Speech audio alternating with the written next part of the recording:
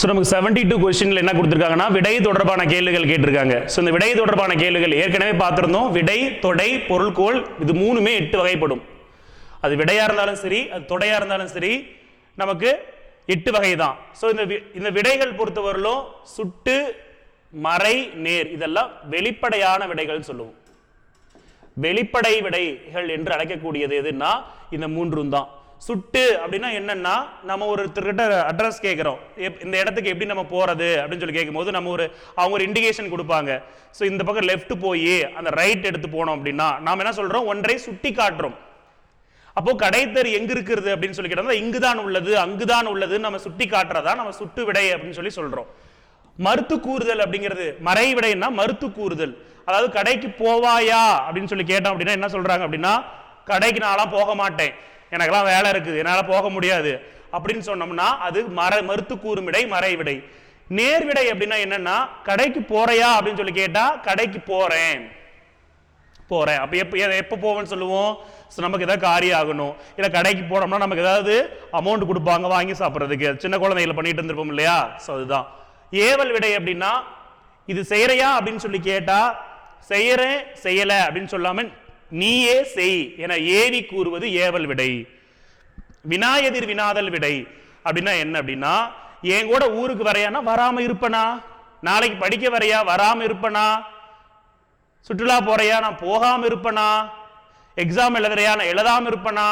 அப்ப என்ன அர்த்தம், நான் சொல்லக்கூடிய கேள்விக்கு இன்னொரு கேள்வியிலே அதுக்கு பதில் அடங்கி இருக்கு, அதற்கான விடை அடங்கி இருக்கு. சதா வினாயெதிர் வினாதல் விடை.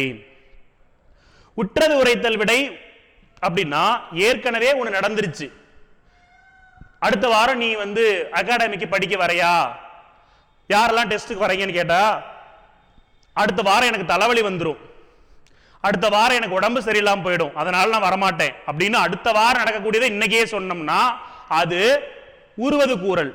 போன வாரம் ஏன் வரல டெஸ்ட்டுக்கு, என்ன காரணம் அப்படின்னு சொல்லி கேட்கும்போது எனக்கு உடம்பு சரியில்லாம போயிருச்சு அதனால நான் வரல. அப்ப ஏற்கனவே நடந்த ஒன்ன சொன்னோம்னா உற்றது உரைத்தல், நடக்க இருக்கும் ஒன்ன சொன்னோம்னா உருவது கூறல். விளையாடலையா அப்படின்னு கேட்டதுக்கு கால் வலிக்குது அதனால நான் விளையாடலன்னு சொன்னா அது உற்றது உரைத்தல். கால் வலிக்கும் அதனால விளையாட சொன்னா அது உருவது கூறல். சரிங்களா, ஓகே. இனமொழி.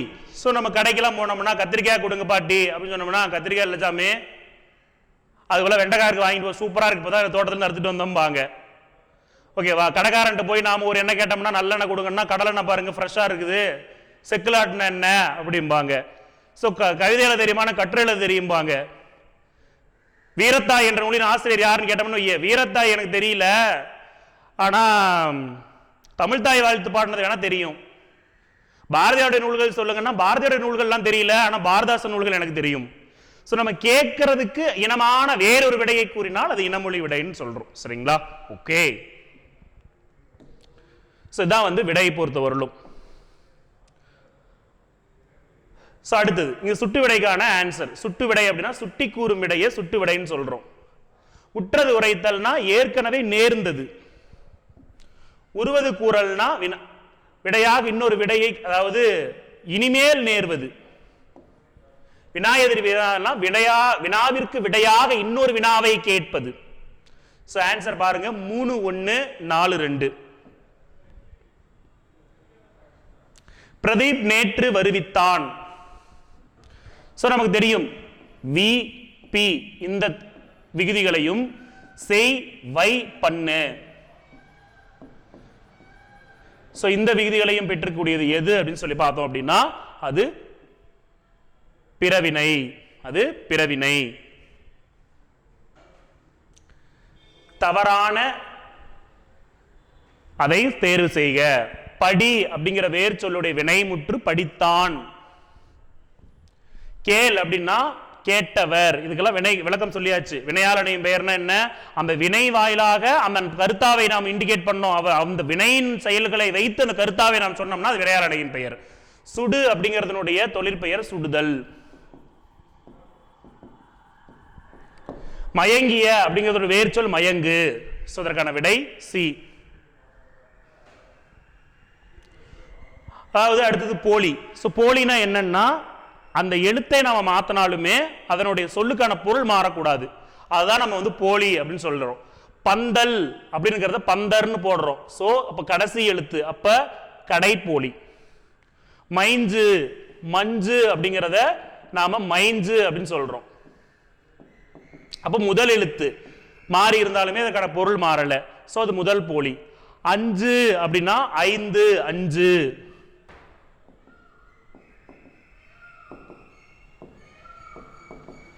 ஐந்து அஞ்சு. இதெல்லாம் என்ன சொல்றோம் நம்ம? முற்றுமே பாருங்க மாறி இருக்கு. அரையர்னா இடைப்போலி. 2 1 3 4. நெல்லிக்காய் மூட்டையை கொட்டினார் போல் நம்ம சொல்லியிருப்போம். நெல்லிக்காய் மூட்டையை கொட்டினோம் என்ன ஆகும்? ஒற்றுமை இல்லாம அங்கு இங்கும் சிதறும். கடைசி குரூப் 4ல கூட கேட்டிருந்தாங்க.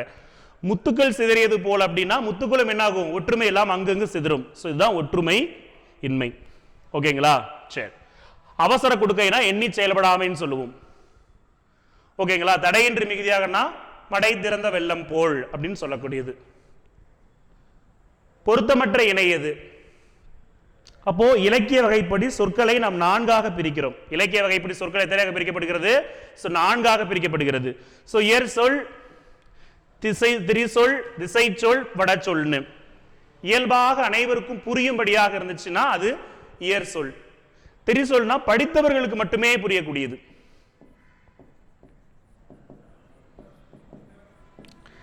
வட சொல்னா சமஸ்கிருத சொல்ல வட சொல்லு சொல்றோம். திசை சொல்லுங்கிறது தமிழ் சொல் அல்லாத வட சொல் அல்லாத சொல்களே நம் திசை சொல்கள். அந்தந்த திசைகள்ல பேசக்கூடியது. ஓகேங்களா? கிணறு அப்படின்னா கேணி, கிணறு, பெற்றம், பசு இதெல்லாம் சொல்றோம் இல்லைங்களா? இதெல்லாம் வந்து நமக்கான திசை சொற்களுக்கான எடுத்துக்காட்டு. இந்த புஷ்பம் என்பது என்னன்னா வட சொல். C wrong. அதை செய்தது நான் அல்லேன். பானை உடைத்தது கள்ளன், கண்ணன் அல்லன். மல்லிகை குளத்தில் பூக்கும் மலர் அன்று. சித்தர்கள் செயற்கை விரும்பியவர்கள் அல்லர். பகைவர் நீவீர் அள்ளீர். ஆன்சர் 4 5 1 2 3.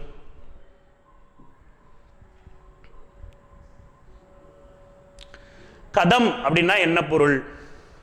கதம் அப்படின்னா சினம், வதுவைனா திருமணம். இதற்கான சொல்லுக்கான பொருள் இதுதான். சரிங்களா? தவறாக பொருந்தியுள்ளது எதுவென காண்க. பார்க்கலாம். எது தவறா பொருந்தி இருக்கு?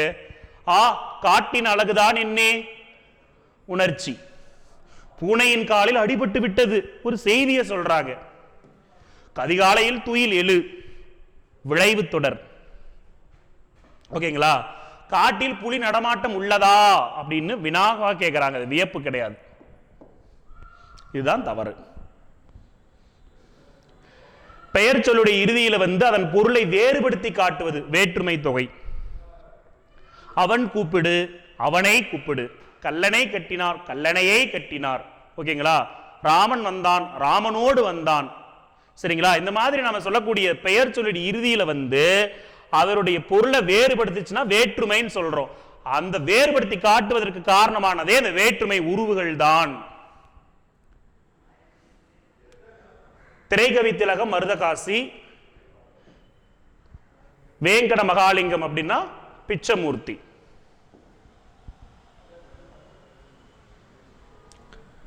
சொல்லும் பொருளும்.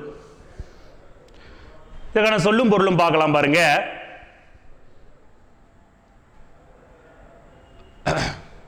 எண்பத்தி 3வது கேள்வி.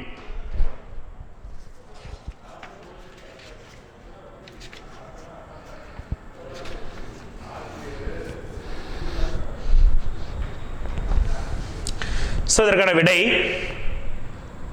புரிசைனா மதில், புலைனா சாரளம், பனைனா முரசு, கயம்னா நீர்நிலை.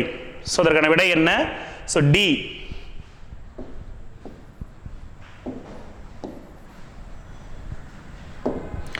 டி தான் இதற்கான விடையாக இருக்கிறது. ஓகே, இந்த கொஸ்டின் நம்ம ஏற்கனவே பார்த்திருந்தோம். இது செய்வாயாக அப்படிங்கக்கூடியதுக்கு நீயே செய் என்று கூறினால் என்ன? தான் அறியாத ஒன்றை அறிந்து கொள்வதற்காக வினவுவது என்ன வினா அப்படின்னு சொல்லி கேட்டிருக்காங்க. சரி, ஃபர்ஸ்ட் நம்ம விடை அப்படிங்கிறது 8, அதை பார்த்தாச்சு. இப்ப வினாவுடைய 6 வகைகளை பார்க்கலாம். ஸோ வினா பாருங்க 6 வகைப்படும். இதுல அறிவினா, அரியா வினா, ஐய வினா, கொழல் வினா, கொடை வினா அப்படின்னு சொல்லி நமக்கு வினா வந்து எத்தனை வகையா இருக்கு? ஸோ 6 வகையாக கொடுத்திருக்காங்க. ஓகேங்களா?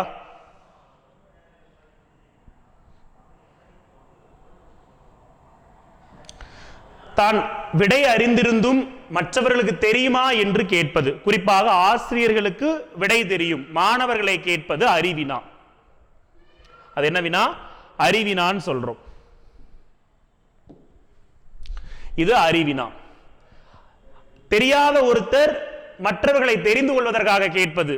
ஆசிரியரிடம் இந்த கவிதையுடைய பொருள் என்னன்னு மாணவர் கேட்டா அது அறியாவினா. இது பண்ணது ராமனா ரஹீமா? இது சிலப்பதிகாரமா மணிமேகலையா? இது பாரதியார் எழுதினதா பாரதிதாசன் எழுதினதா? ஐய வினா, ஐயம் என்றால் சந்தேகம், நமக்கு தெளிவுறாமல் இருக்கக்கூடியது. என்ன சொல்றோம்? ஐய வினான்னு சொல்றோம். கொழல் வினானா என்னன்னா, ஒரு பொருளை வாங்கிக் கொள்ளும் பொருட்டு கேட்கிறது. உங்ககிட்ட அது இருக்கா, அது எனக்கு வேணும் அப்படிங்கிறத கடைக்காரன்ட்ட போய் நம்ம கேட்கிறோம். இந்த பொருள் உங்ககிட்ட இருக்கா, நல்லெண்ணெய் இருக்கா, பருப்பு இருக்கா அப்படின்னா வாங்கிக் கொள்வதன் மூலம் கேட்பது. அதாவது ஜெயகாந்தன் சிறுகதையில் இருக்கிறதா என்று நூலகரிடம் சென்று கேட்பது. பிறருக்கு ஒரு பொருளை கொடுத்து உதவுறதுக்கு பேர் கொடை வினா. அது என்னன்னா, என்கிட்ட பாரதிதாசனுடைய புத்தகம் 2 இருக்கு, உங்ககிட்ட பாரதிதாசன் கவிதையில் இருக்குதா அப்படின்னு சொல்லி கேட்கறது. இல்லை அப்படின்னு சொன்னா இந்த நீ வச்சுக்கோ அப்படிங்கிறதுக்காக அந்த கொஸ்டின் கேட்கறது. ஒரு செயலை செய்யுமாறு ஏவுதல் பொருட்டு வினவுது. தக்காளி இல்லை, நீ கடைக்கு செல்றையா அப்படின்னு சொல்லி கேட்கறாங்க இல்லையா? இது இல்ல, அதனால நீ போறையான்னு கேட்கறது. அப்போ அதை நீ செய்யணும், அதுக்காக நான் அந்த கேள்வி உங்கள்கிட்ட கேட்கிறேன் அப்படிங்கும்போது ஏவல் வினா. ஸோ இது போல வினா நமக்கு 6, விடை நமக்கு 8 இருக்கு. சரிங்களா? ஓகே. கொஸ்டின் என்ன? தான் இது செய்வாயாக என்ற வினாவிற்கு நீயே செய் அப்படின்னு சொன்னோம்னா அது என்ன? ஏவல். தான் அறியாத ஒன்றை அறிந்து கொள்வதற்காக கேட்பது. அறியாததை அறிந்து கொள்வதற்காக கேட்டா அது அறியாவினா. ஓகேங்களா?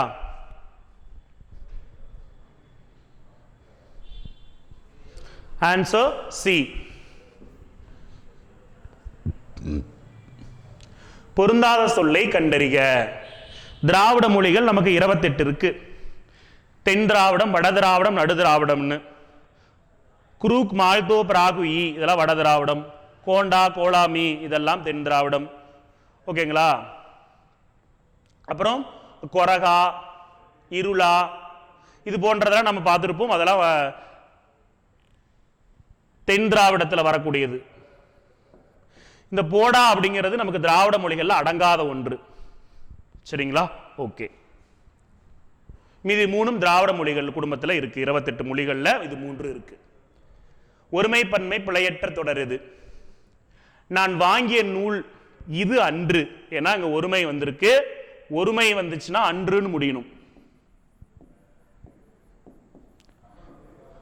பன்மை வந்துச்சுன்னா அல்லன்னு முடியணும்.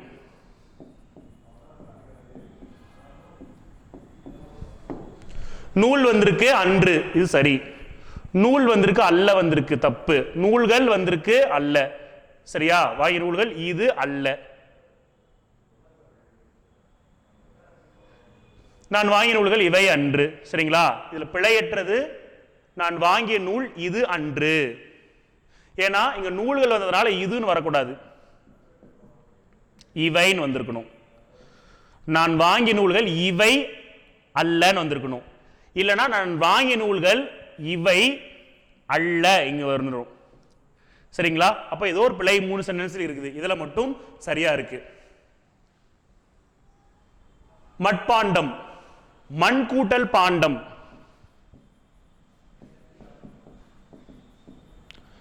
இந்த இன் அப்படிங்கிறது கெட்டு அங்க இட்டாக தெரிஞ்சிருக்கு. சோ இது வந்து திரிதல். மரம் கூட்டல் வேறு, அப்போ மரம் அதுல இம் அப்படிங்கிறது கெட்டுருச்சு, அப்போ கெடுதல். மணிமுடி எந்த விதமான விகாரமே இல்லை, தோன்றல் திரிதல் கெடுதல் எதுவுமே கிடையாது, அது இயல்பு. கடை தெரு இத்து அப்படிங்கிறது தோன்றி இருக்கு. சோ இது 1 2 3 4. என்னுடன் வேலைக்கு வருவாயா என்ற வினாவிற்கு வராமல் இருப்பேனா என்று கூறுவது வினா எதிர் வினாதல் விடை. ஒரு வினாவுக்கு இன்னொரு வினா கேட்பது. ஓரெழுத்து ஒரு மொழி. பேனா மேகம், மேனா அன்பு, பைனா இளமை, மைனா அஞ்சனம். இந்த ஓரெழுத்து முறைகள் தமிழ்ல 42 இருக்கு. ஸோ முக்கியமா அதெல்லாம் நம்ம கண்டிப்பா தெரிஞ்சுக்கணும். ஸோ அதை படிச்சு வச்சுக்கோங்க. ஆ அப்படின்னா பசு. ஆ அப்படின்னா என்ன? பசு.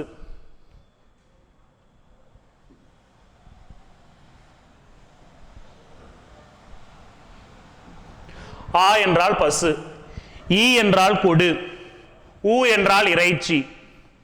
ஏ என்றால் அம்பு. இதெல்லாம் ஒவ்வொரு ஓரெழுத்து நன்னூலார்படி மொத்தம் நமக்கு 42 ஓரெழுத்து ஒரு மொழிகள் இருக்கு இல்லைங்களா? அதுல நெடில் எழுத்துக்கள் 40 குறில் எழுத்துக்கள் 2 இருக்கும். 40 + 2. ஊ என்றால் இறைச்சி. ஏ என்றால் அன்பு, அம்பு. ஐ என்றால் தலைவன். ஓ மதகுநீர் தாங்கும் பலகை. கா சோலை. கூ பூமி. கை ஒழுக்கம். கோ அரசன். சா இறந்து போ. சி இகழ்ச்சி. சா இறந்து போ. சே உயர்வு. சோ மதில். தா கொடு. தீ நெருப்பு. தூ தூய்மை. தே கடவுள். தை தைத்தல். நா நாவு. நீ முன்னிலை ஒருமை. நே அப்படின்னா அன்பு. நை அப்படின்னா இழிவு. ஸோ நோ அப்படின்னா வறுமை. பா பாடல். பூ என்றால் மலர். சரிங்களா? இது மாதிரி நிறைய ஓரெழுத்து மொழிகள் இருக்கு. ஜஸ்ட் ரீகால் பண்ணிக்கோங்க. பே மேகம். பை இளமை. போ செல். மா மாமரம். மா என்றா மாமரம். மீ வான்.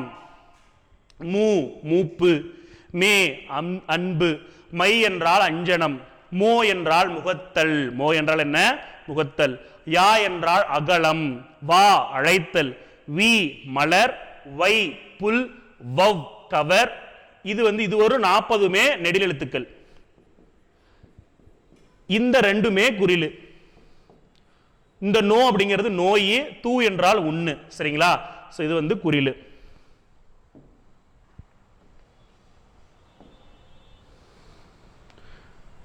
இதற்கான விடை 1 2 3 4. தில்லம் அழுவம் பதுக்கை கணையம் அடவி இதெல்லாம் காடுகளை குறிக்கக்கூடிய சொற்கள். சரிங்களா? ஓகே. இதுவும் டிஎன்பிஎஸ்சில கேட்ட கேள்வி. ஒயிலாட்டத்தில் தோளால் கட்டப்பட்ட குடம், தவிழ், சிங்கி, டோலக், தப்பு போன்ற இசைக்கருவிகள் பயன்படுத்தப்படுகின்றன அப்படின்னு சொல்லியிருக்காங்க. ஸோ விடைக்கேற்ற வினா என்னன்னா, ஒயிலாட்டத்தில் எந்தெந்த இசைக்கருவிகள், ஏன்னா எந்தன்னா ஒன்று வந்துருச்சுன்னா எந்த கேட்கலாம், நிறைய வந்திருக்கு பாருங்க, குடம், தவிழ், சிங்கி, தோலக்கு, தப்பு. அப்ப எந்தெந்த இசைக்கருவிகள் பயன்படுத்தப்படுகிறது அப்படிங்கிறதா இதற்கான விடைக்கேற்ற வினாவாக அமையும். உனக்கு ஆங்கிலம் படிக்க தெரியுமா என்று, தமிழ் படிக்க தெரியும் என்று சொன்னால் அது இனமொழி விடை. ஒருமை பன்மை பிழையற்ற தொடர். கல்வி நலம் பெற்ற பெண்பார் புலவருக்கு மன்னரும் பணிந்தனர். மன்னரும் பணிந்தனர். சரிங்களா? ஓகே. அப்போ இதற்கானது இதுவும் டிஎன்பிஎஸ்சில கேட்கப்பட்ட கேள்விதான். கலை சொல்லை பொறுத்துக. கிளாசிக்கல் லிட்ரேச்சர் அப்படின்னா செவ்விலக்கியம். டெவோஷனல் லிட்ரேச்சர்னா பக்தி இலக்கியம். ஃபோக் லிட்ரேச்சர்னா நாட்டுப்புற இலக்கியம். மாடர்ன் லிட்ரேச்சர்னா நவீன இலக்கியம். 3 4 2 1. பொருந்தாத வினை மரபு எது? சுவர் எழுப்பினான்.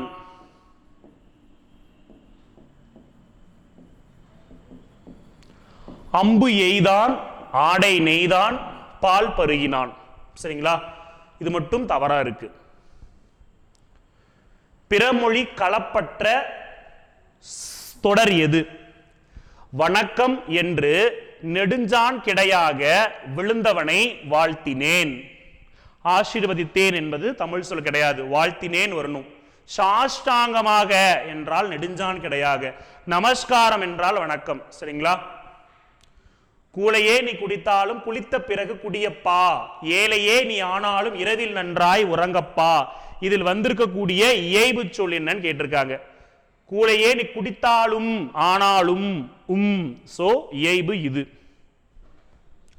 98வது கேள்வி. ஒலி வேறுபாடறிந்து சரியான பொருள். கலை என்றால் பெண்மான். கலை என்பது கலை நீக்குதல் சொல்றது வேண்டாத செடி. இந்த கலை என்றால் மூங்கில். சரிங்களா? ஓகே. கவரி வீசிய சேர மன்னன். இதுல சேரமான் பெருஞ்சேரல் இரும்பொறை அவர்தான் கவரி வீசிய மன்னன்.